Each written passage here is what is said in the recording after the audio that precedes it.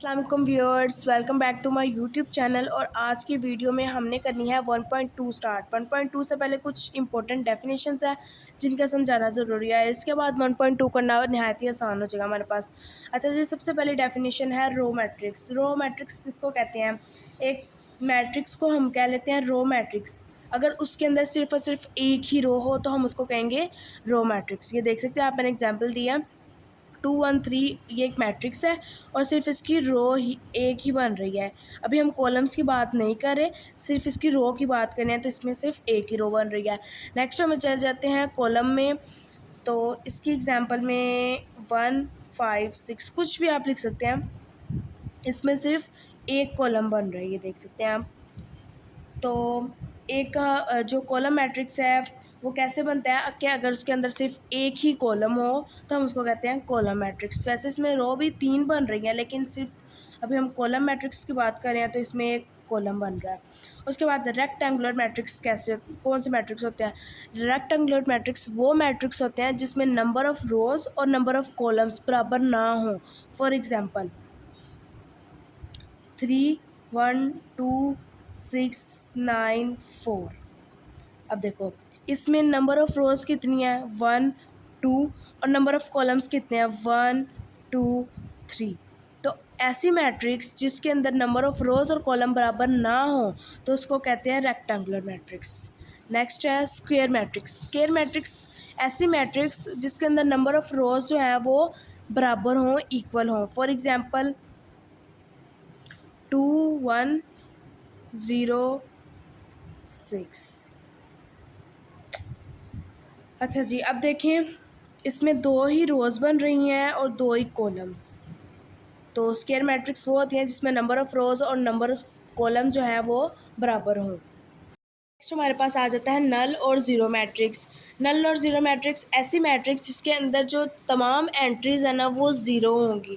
Diagonal या non diagonal दोनों ही zero होंगी। फॉर एग्ज़ाम्पल 0 0 0, ये मैट्रिक्स ए सपोज़ करें हमने ले लिया।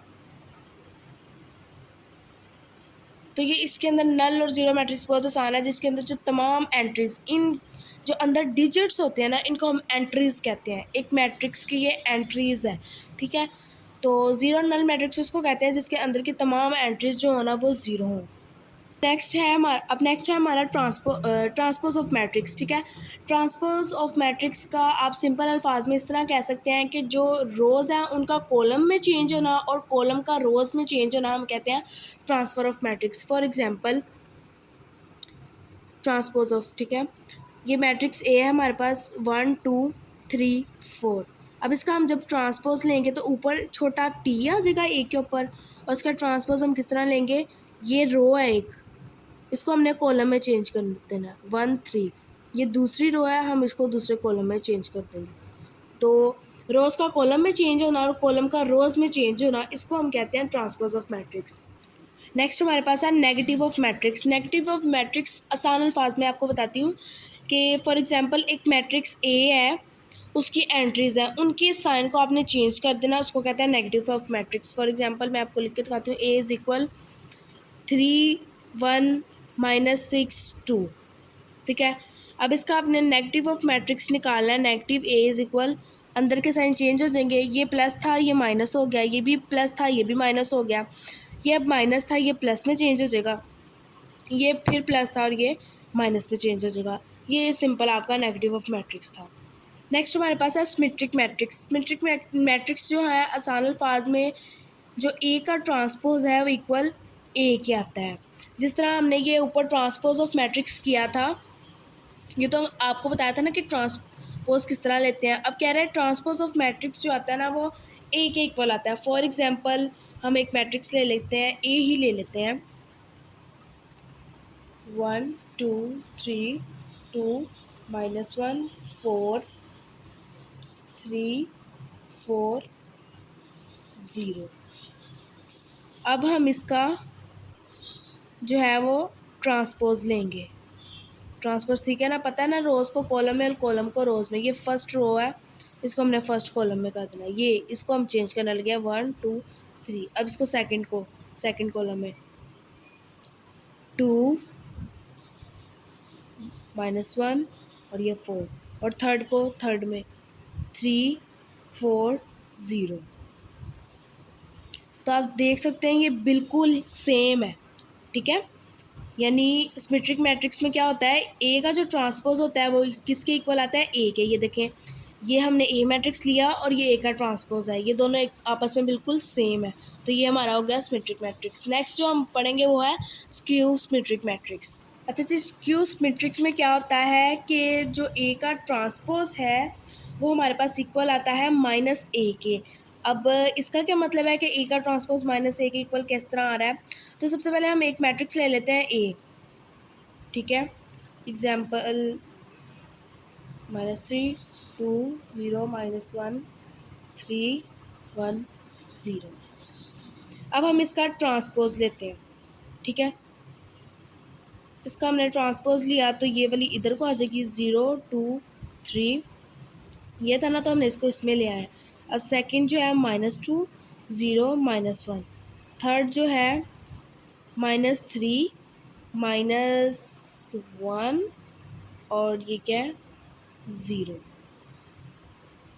अच्छा जी, ये तो हमने अब यहाँ पे ले लिया ना ए का ट्रांसपोज, जो मेन हमने निकाला है वो -a है। अब -a नेगेटिव ऑफ मैट्रिक्स हमने कैसे निकाला था, ऊपर देखो कि ए की वैल्यू लिखी और उसके जो एंट्रीज हैं उसके साथ नेगेटिव का साइन लगा के अंदर के साइंस चेंज कर दिए। इसी तरह अब इसमें भी हम करेंगे। ये तो हमने ट्रांसपोज निकाल लिया। अब हम यहाँ पे -a को करेंगे, 0 के साथ कोई साइन नहीं आता, ये माइनस है ये प्लस हो जाएगा, ये भी माइनस है ये भी प्लस हो जाएगा, उसके बाद ये माइनस में चेंज हो जाएगा, 0 के साथ कोई साइन नहीं, ये प्लस -3 -1 0। अब आप देख सकते हैं ये -a और ये ए का ट्रांसपोज ये बिल्कुल सेम है। मैं आपको लिख के दिखा देती हूँ यहाँ पे 0 2 3 -2 0 -1 -3 -1 0। तो स्क्यू सिमेट्रिक हमारा यही था कि ए का ट्रांसपोज इज इक्वल आता है -a के। अब नेक्स्ट हमारे पास आता है डायगोनल मैट्रिक्स। डायगोनल मैट्रिक्स क्या है, अच्छा एक जो स्क्वायर मैट्रिक्स है, यानी जिसमें स्क्वायर मैट्रिक्स हमने किसको कहा था, जिसमें नंबर ऑफ रोज और कॉलम जो है वो बराबर हों, ठीक है। एक स्क्वायर मैट्रिक्स को हम डायगोनल मैट्रिक्स कह सकते हैं अगर उसका कम से कम जो एक एंट्री है ना डायगोनल एंट्री। अब डायगोनल एंट्री कौन सी एंट्री होती है, ये देखें 1 2 0 0। अच्छा, जो ये वाली होती है ना ये होती है नॉन डायगोनल, और जो ये वाली इधर वाली एंट्रीज होती हैं इनको हम कहते हैं डायगोनल, ठीक है। इनको हम डायगोनल एंट्रीज कहते हैं और इनको नॉन डायगोनल कहते हैं। कहता है कि जो कम से कम एक नॉन डायगोनल एंट्री का जो डिजिट है ना वो 0 ना हो और नॉन जो डायगोनल है ना वो 0 हो। फॉर एग्जाम्पल ये देखें 0 0 0 1, यानी कम से कम जो एक एंट्री नॉन डायगोनल एंट्री का जो एक डिजिट है ना वो 0 ना हो, बाकी चाहे सारे 0 हो जाए। एक और एग्जांपल हम ले लेते हैं 3 0 0 2, कम से कम एक ना हो, ज़्यादा से ज़्यादा 2 भी हो सकते हैं वो। और इसी तरह ये हम एग्जांपल ले सकते हैं 9 0 0 3।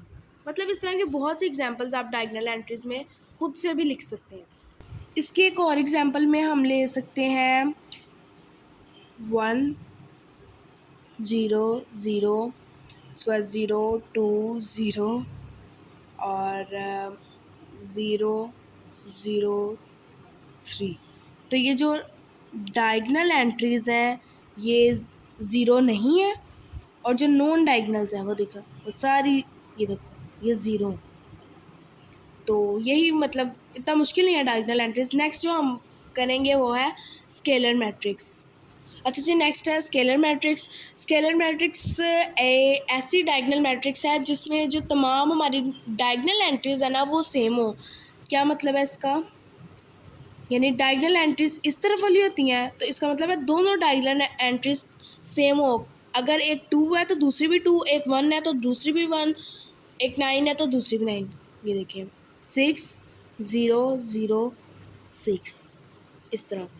और अगर हम ये वाले लेते हैं के के के और यहाँ पे 0, मतलब जो डायगोनल एंट्रीज है वो बिल्कुल सेम हो। ठीक है, नेक्स्ट हमारे पास है आइडेंटिटी मैट्रिक्स।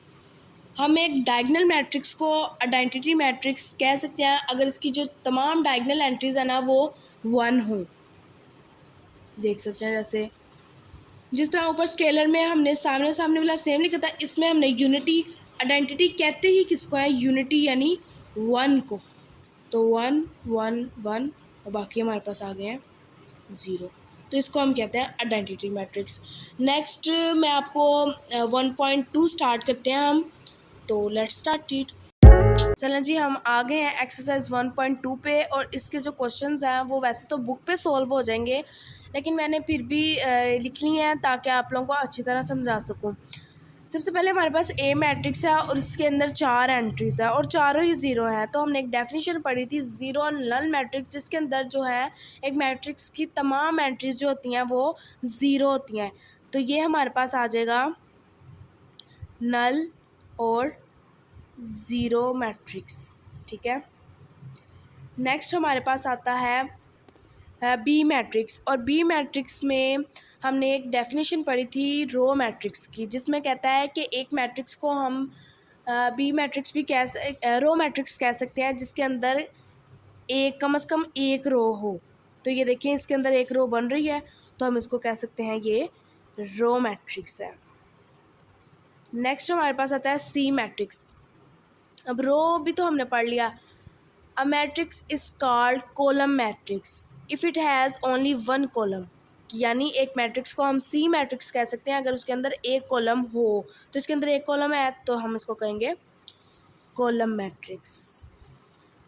ठीक है, नेक्स्ट हमारे पास आ जाता है डी मैट्रिक्स। अच्छा, हमने एक डेफिनेशन पढ़ी थी जिसके अंदर हमने ये पढ़ा था कि जो डायगोनल एंट्रीज हैं वो हमारे पास 1 है। अच्छा, वैसे इसके 2 आंसर बन सकते हैं। एक तो हम इसको स्केलर भी कह सकते हैं, दूसरा हम इसको यूनिटी भी कह सकते हैं। स्केलर हम इस लिहाज से इसको कह सकते हैं क्योंकि ये जो दोनों एंट्रीज हैं ये डायगोनल सेम है, और यूनिटी हम इस लिहाज से कह सकते हैं क्योंकि ये इसमें 1 है। लेकिन ज़्यादा हम इसको यूनिटी की तरफ लेके जाएंगे। स्केलर हम तब कहते हैं कि अगर इसके 1 की जगह कोई और होता तो हम इसको स्केलर मतलब पक्का हम कह सकते थे, लेकिन अभी इसका यूनिटी ज़्यादा चांसेस है तो हम इसको लिखेंगे यूनिटी मैट्रिक्स या identity matrix. Identity matrix. Next फिर हमारे पास आ जाता है एक मैट्रिक्स जिसके अंदर एक रो बन रही है और एक कॉलम, लेकिन जो उसके अंदर की एंट्री है वो है 0। तो 0 से मुराद है नल और 0 मैट्रिक्स। नेक्स्ट हमारे पास आ जाता है मैट्रिक्स एफ, और मैट्रिक्स एफ जैसे कि हमने ऊपर मैट्रिक्स सी भी पढ़ा है कि एक मैट्रिक्स के अंदर अगर सिर्फ एक ही कॉलम हो तो हम उसको कहते हैं कॉलम मैट्रिक्स। इसका आप समझ रहे हैं ना, इसको कहते हैं कॉलम और इस तरफ को कहते हैं रो। इसको हम कहेंगे कॉलम मैट्रिक्स। ये हमारा क्वेश्चन नंबर 1 हो गया है। अब हम नेक्स्ट क्वेश्चन नंबर 2 देखते हैं। नेक्स्ट अब हमारे पास आ गया क्वेश्चन नंबर 2।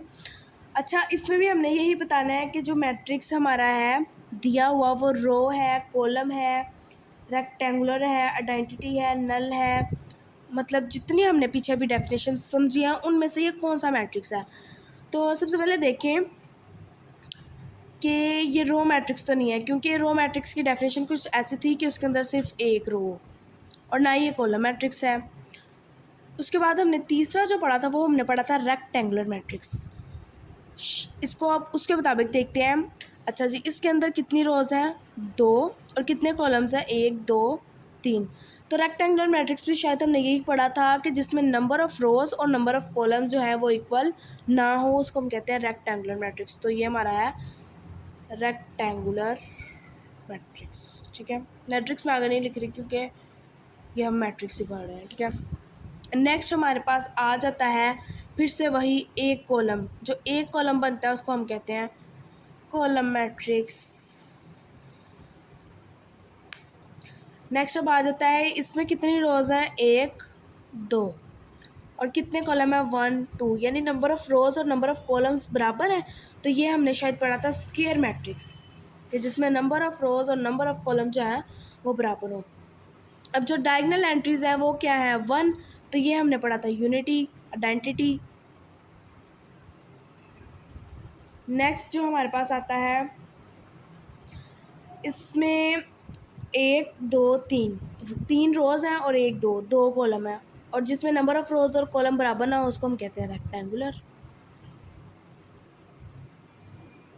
नेक्स्ट हमारे पास आ जाता है जिसमें एक रो हो, उसको हमने क्या कहा था, रो मैट्रिक्स। जिसमें एक कॉलम हो उसको हमने क्या कहा था, कॉलम मैट्रिक्स। नेक्स्ट अब हमारे पास 8 वाला जो है मैट्रिक्स है, अब इसमें हम देखेंगे नंबर ऑफ़ रोज़ बराबर है या नहीं बराबर। 1 2 3 रोज़ आ गई हैं हमारे पास और 1 2 3 ही कॉलम है। तो नंबर ऑफ़ रोज़ और कॉलम जो है हम वो क्या हमारे पास बराबर है। तो जी हाँ, नंबर ऑफ़ रोज़ और कॉलम हमारे पास बराबर है। तो जिसमें नंबर ऑफ़ रोज़ और कॉलम बराबर हों उसके हम कहते हैं स्क्वायर मैट्रिक्स। अब जिस ऐसा मैट्रिक्स जिसमें all the entries are zero हों उसको हम कहते हैं ज़ीरो और नल मैट्रिक्स। नेक्स्ट अब हमारा क्वेश्चन नंबर 2 भी कंप्लीट हो गया है। नेक्स्ट हमारे पास आता है क्वेश्चन नंबर 3। क्वेश्चन नंबर 3 में भी आपने यही बताना है जो अपने पीछे डेफिनेशंस पढ़ी हैं, कि जो दिया गया मैट्रिक्स है वो है कॉलम है, रो है, स्केलर है, डायगोनल है, आइडेंटिटी है, कौन सा ये हमने बताना है। तो मेरे ख्याल से जो ये मैट्रिक्स है, सबसे पहले तो हम इसको कह सकते हैं कि जो इसकी डायगोनल एंट्रीज़ है वो सेम। तो हमने पढ़ा था जिसकी डायगोनल एंट्री सेम हो वो क्या होता है, स्केलर मैट्रिक्स। ठीक है। नेक्स्ट हमारे पास बी मैट्रिक्स है। ठीक है, बी मैट्रिक्स, अच्छा हमने एक डेफिनेशन पढ़ी थी डायगोनल मैट्रिक्स कि कम से कम जो डायगोनल मैट्रिक्स का एक डिजिट है ना वो ज़ीरो ना हो, बाकी चाहे सारे ज़ीरो हों, लेकिन एक से ज़्यादा भी जो है ना वो नॉन ज़ीरो यानी ज़ीरो नहीं भी हो सकते। तो मेरे ख्याल से अगर यहाँ पर 2 होता प्लस का तो ये स्केलर हो सकता था, लेकिन अब यहाँ पे -1 है तो ये है हमारा डायगोनल एंट्रीज़, क्योंकि इसकी जो डायगोनल एंट्रीज़ है वो है नॉन ज़ीरो, यानी इसकी डायगोनल एंट्रीज़ ज़ीरो नहीं है। डेट्स वाई ये हमारा हो गया डायगोनल मैट्रिक्स। थर्ड पे सी आ जाता है हमारा, जिसमें जो डायगोनल एंट्रीज़ है वो 1 है। डेट्स वाई इसको हम कहते हैं आइडेंटिटी मैट्रिक्स। फोर्थ वाला हमारे पास आ जाता है दोबारा से, जो है हम एक ऊपर डेफिनेशन का भी मैंने जिक्र किया स्केलर।